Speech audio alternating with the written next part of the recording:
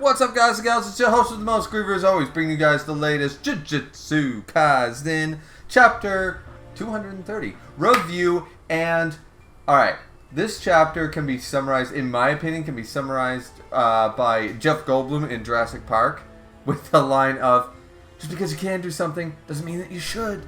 You know? Because when Gojo was using the reverse curse technique to heal his exhausted technique, I brought up that sort of doesn't make a lot of sense with RCT, because some people like Yuta, who I guess if you were going to say who's a specialist of it, you would add that Yuta would be one and stuff, and he's like, I can't do that. He's got unlimited or nigh unlimited. He's got more cursed energy than anybody else in the series as far as we know. And he's still like, and that's his shtick, is to use his massive amount of curse energy and reverse curse technique. And he's like, yeah, I can't do that. So, and he proved that in the fight with Ryo. He couldn't do it with Ryu because they had to wait those few seconds before they could use their technique again and stuff. Gojo doing it was like, cause he's Gojo, sort of felt a little bit of a fairy tale, she's Urza, shtick. A little bit, but I let it slide. But I do remember mentioning it. This chapter is a literal. Everyone who doubted or questioned that, you're not wrong. So a small pat on the back to myself. A small pat on the back for questioning that use of RCT to begin with, because and even the characters in the manga were like, can he do that? Question mark. And well, he can. But just because you can do something doesn't mean that you should. And Gojo, once again, the bleeding nose thing, which I just thought was just weird shading the first time, but it's coming down. Now it's a fountain. Now it's a fountain in this chapter, and Sukuna's like, ha ha ha ha ha. You see, mere mortal, here is where you went wrong with doing that. That is extremely dangerous and a dumb way to keep using domain expansions like a madman. There is a downfall to doing it in that method. There's a reason you don't do that with reverse curse technique, right?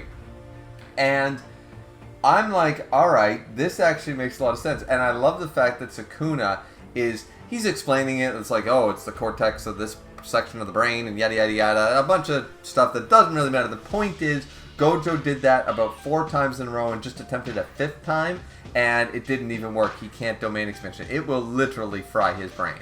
It's like, you can't keep spamming domain expansions. You're still a human. Just because you have the 6 eyes, just because you have unlimited void, just because you have infinity and RCT, does not mean that you aren't still human, and you can still, like there is a toll that is going to take on you. You can't keep spamming the highest damage dealing, one-off kill moves just constantly. It does not work like that, right? Because that's been actually to go on the side of power scalers, more so Yuta haters power scalers.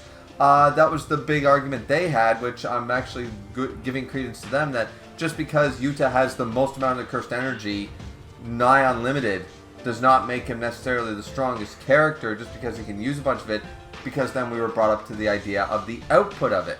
And not only the output of it, what we're seeing here now is that there is a danger of spamming these high, super complicated techniques, the best techniques, and you can't just keep, So, I really love this chapter for basically tying up all the, can he really do that? Are we just doing this because it's near the end of the series shit? Like, does it really make sense just tying it up into a, no, there's a downfall and you really shouldn't use it this way?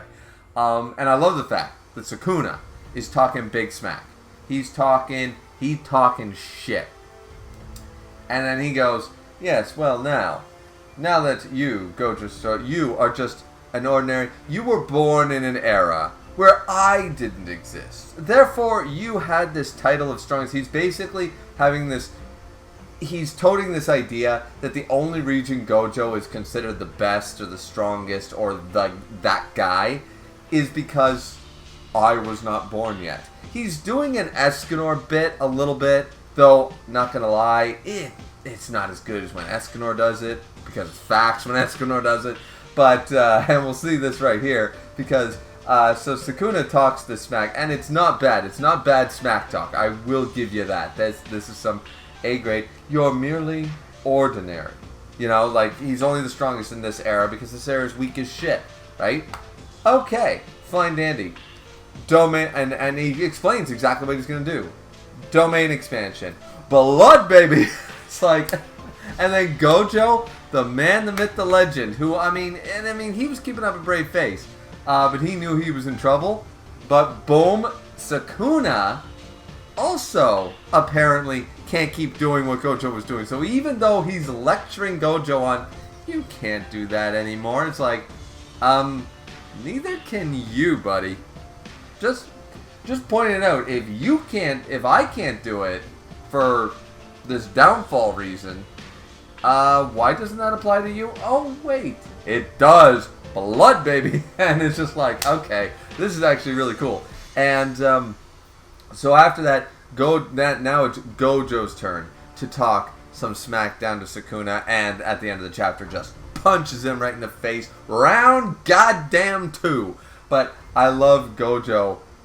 When Gojo talking down to him too, just being like, my students are watching, blah blah blah, all this stuff, and he's just like literally pointing and laughing at him and be like, ha, I guess I'm not the only one, and stuff like that. Just like, get off your high horse. We're both really strong. Don't pretend like you haven't pulled out all this stuff, the Maharaga stuff. Don't pretend that you haven't pulled out all this stuff. And he even makes fun of the fact that he's like, oh, so just so we're clear, the only reason you're getting out of that domain battle that we were doing is because you used Maharaga, and by the way, the whole wheel, he can use the adaptation outside of it stuff. Alright, starting to make sense. Though Gojo doesn't seemingly put it together, he's trying to figure it out, and he's like, no, that doesn't make a lot of sense. Then he figures out he's using Megumi's soul to take the burden of adaptation and stuff like that for Unlimited Void and stuff.